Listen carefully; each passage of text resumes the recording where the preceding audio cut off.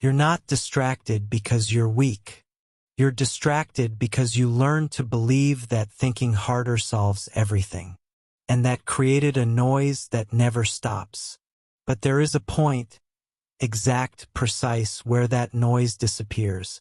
There is a mechanism nobody taught you, not because it was hidden, but because it operates in the exact opposite direction of everything you were trained to do. Your entire life, the message was the same. Apply more force, more discipline, more method. Deep focus is for those who try harder. Clarity is the reward for those who persist. Productivity is proportional to the tension you sustain. And so you tried. You pushed. You organized your environment, bought the right notebook, installed the distraction blocking app, woke up earlier, slept less. And for a while, maybe a very short while, it worked. But something never quite fit. Because underneath the process, there was a friction that wouldn't go away. The harder you tried to hold focus, the more it slipped. The more you built the routine, the more your mind found gaps. Not from self-sabotage. From a principle you hadn't seen yet. Forced focus is not focus. It is tension wearing the appearance of concentration. And there is an enormous difference between the two. Think about what happens when you genuinely enter a state of total attention. Not when you try, when it happens. That moment when an hour passes and feels like 15 minutes. When you were so inside the task that thinking about the task disappeared. When there was no effort of concentration. There was only action, continuous and clean. What was present in that moment? Look carefully. There was no inner voice saying, I need to focus. There was no monitoring. There was no maintenance tension. There was an absence of resistance. And that is exactly where the mechanism reveals itself. Deep focus is not a state you build. It is a state you stop preventing. That changes everything. Because if you are trying to build something that only exists in the absence of building, you are operating in structural contradiction. And structural contradictions are never resolved by more effort. They are resolved by understanding the mechanism. Beatrice was 34 years old and had spent 6 years working in a field she herself chose. And yet every morning was an internal negotiation. Not with laziness, with her own mind. She described it this way. I sit down, open the computer, and immediately start thinking about everything I need to do before doing what I need to do. One afternoon, she was making coffee and forgot she was making coffee. She stood in front of the cup, looking without seeing, for maybe 30 seconds.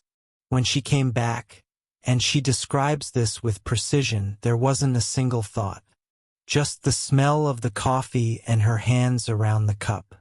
And then, without deciding anything, she went to her desk and worked for 2 hours without a single internal interruption. Not because something changed in the environment, because something stopped for an instant inside her. She didn't understand what had happened. And because she didn't understand it, she couldn't repeat it. But the mechanism was there, complete in those 30 seconds in front of the cup. What the mind does, almost without pause, is narrate. It takes each experience and immediately processes it as language, as story, as comparison with another experience, as risk assessment, as planning for the next step. This is not dysfunction. It is the default operating mode of a system built to survive. The problem is not that the mind narrates. The problem is that it narrates even the present. And when you try to focus on a task while an inner voice is narrating your attempt to focus, you are literally divided into two simultaneous and opposing processes. It is not dispersion. It is process duplication. And no system operates at maximum efficiency under process duplication. Not computers. Not minds. Now observe the central paradox.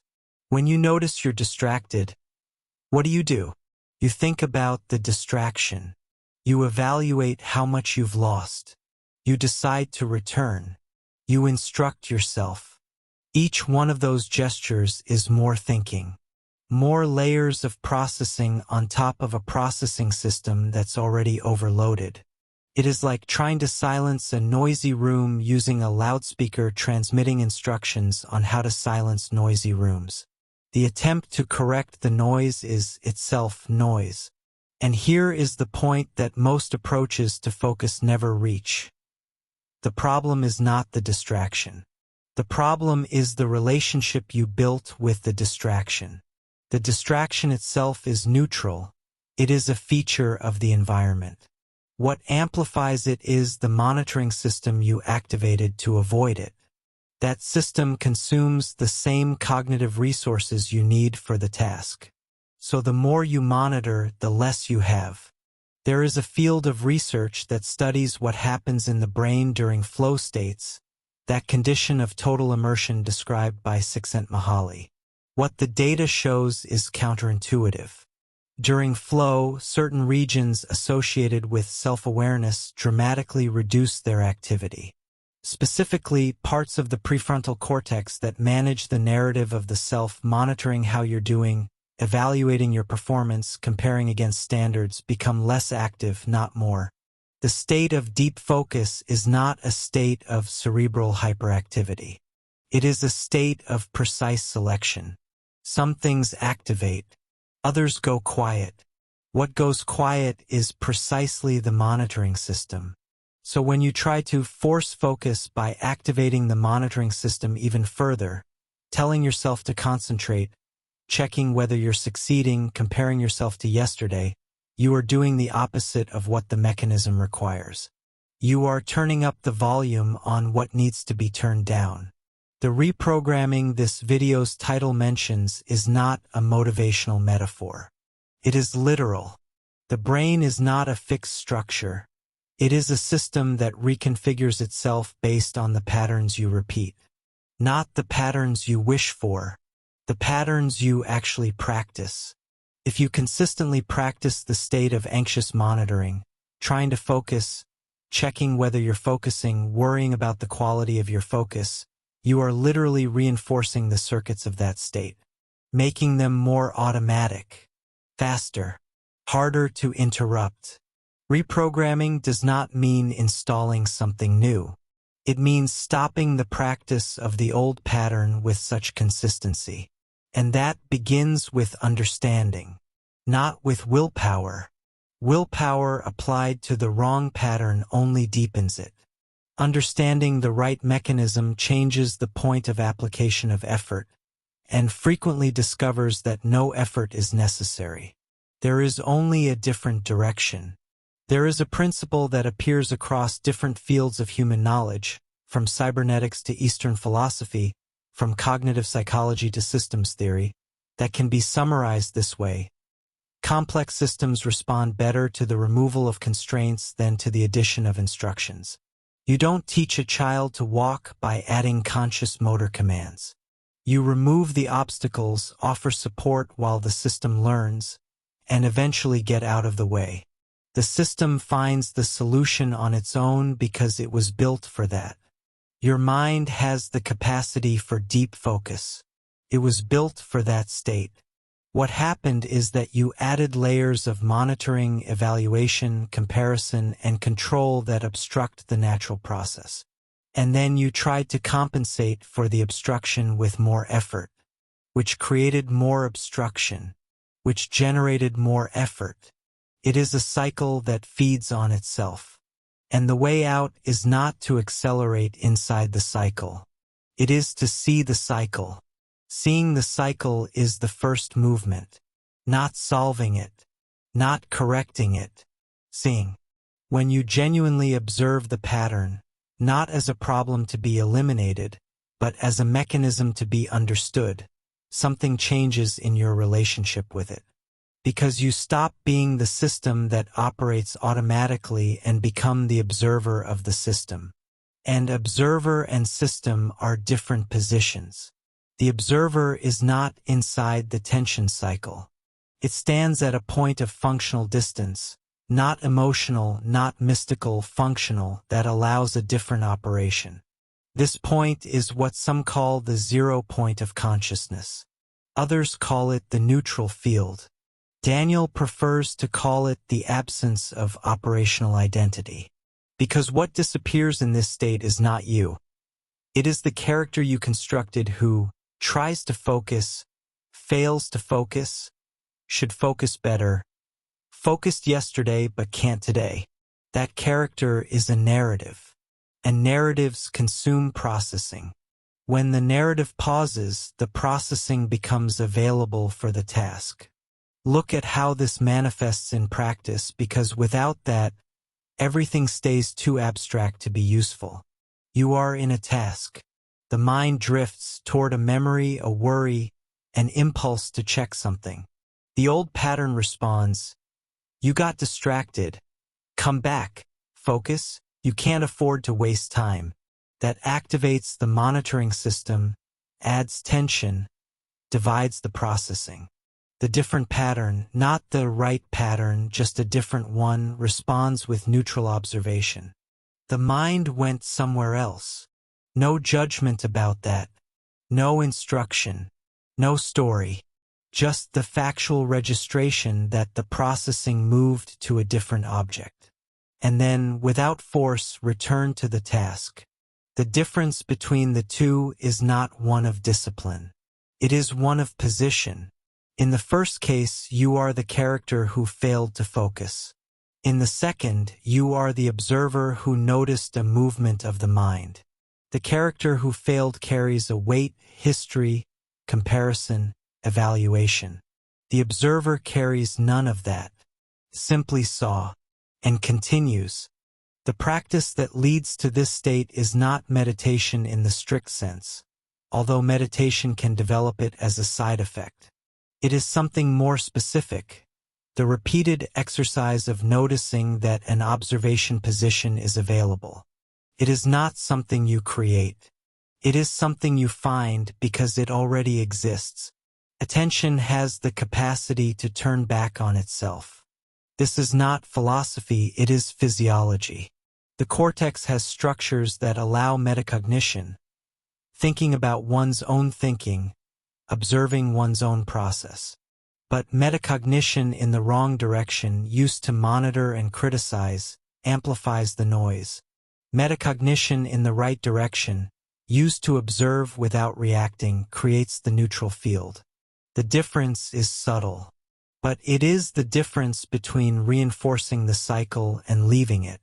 Now, there is something that needs to be said about consistency, because without it, everything described here stays in a theoretical space that changes nothing. The state of absence of operational identity, of 0 point, of absolute silence in the process, is not something that happens once and then you have it. It is something you learn to recognize, then to access more easily, then to sustain for progressively longer periods. This is not a sustaining effort, it is growing familiarity. Like learning to swim. At first, every stroke is conscious, technical, monitored. Then the system absorbs the pattern and the swimming happens without internal instruction. Monitoring becomes unnecessary because the pattern has been integrated. Reprogramming is that process of integration, and it does not require perfection.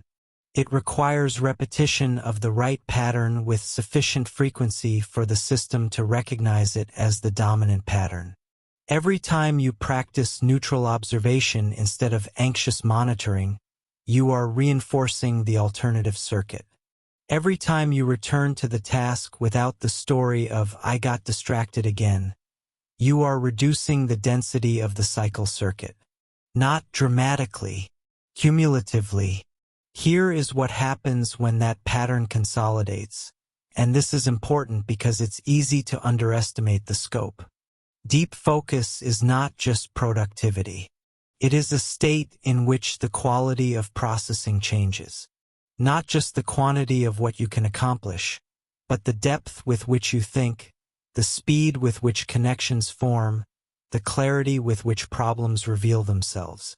Because a system that is not divided between task and monitoring of the task has more of itself available for the task. This is not a metaphor. It is cognitive resource allocation.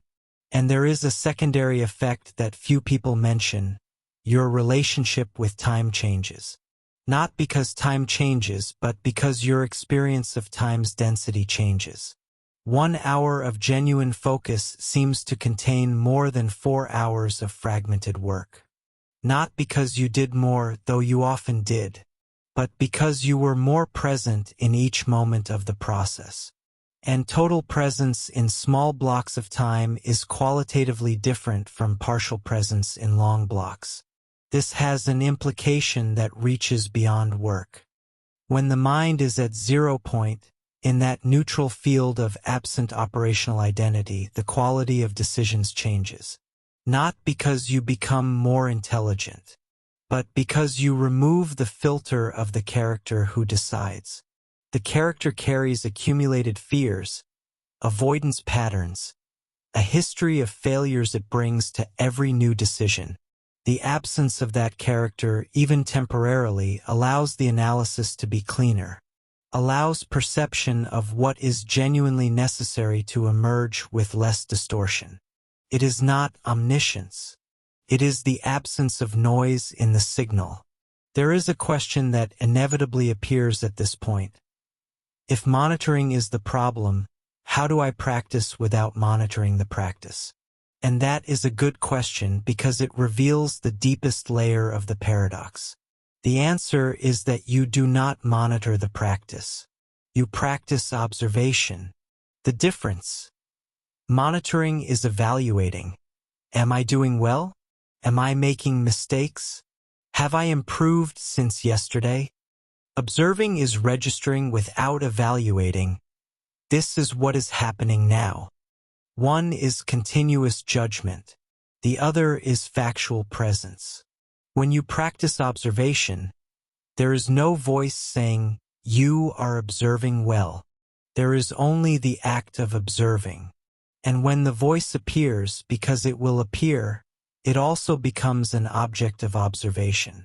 A voice evaluating the observation appeared.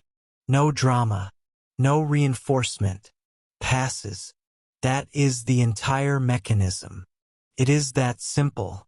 And it is difficult precisely because it is simple, because the mind trained for complexity resists solutions that do not require elaborate effort. The null state emerged from the need to go beyond traditional manifestation techniques. It was created to help you understand and sustain that internal point of neutrality where effort disappears and reality begins to respond coherently. More than learning something new, it is a process of dismantling the identity that forces, allowing change to happen through alignment rather than tension. It is not mandatory. It is for those who feel it makes sense. It is a continuation of the internal investigation, for those who want to go deeper into the mechanism, not just understand it theoretically but inhabit it. The link is in the pinned comment. So what do you do with all of this now? You don't apply it immediately. You don't create a plan. You don't open a spreadsheet to monitor your new method of non-monitoring. You let the understanding settle. Because something happens when a true idea meets a system ready to receive it. It doesn't need to be pushed. It simply reorganizes what was already there, like a puzzle piece you find after hours of searching. You don't force it to fit. You place it in position and it simply slides in. Understanding the mechanism is the piece. The fit happens on its own. And if at any moment you are in a task and the mind drifts and you notice, even for 1 second, that an observation position is available, that there is a 0 point before the tension cycle begins, that there is something in you that can see the noise without being the noise, that second is already the mechanism working. Not as achievement, as recognition. Daniel is here, as always, investigating the inner workings of things. And what this investigation keeps revealing is that what you're looking for is rarely in the next method. It is almost always in a more precise understanding of what is already operating. Write in the comments your name and one word, just one, that describes the internal state this video touched in you. Could be silence, neutrality, coherence, surrender, or any word that surfaces without you having to think too hard. The one that comes first is the right one.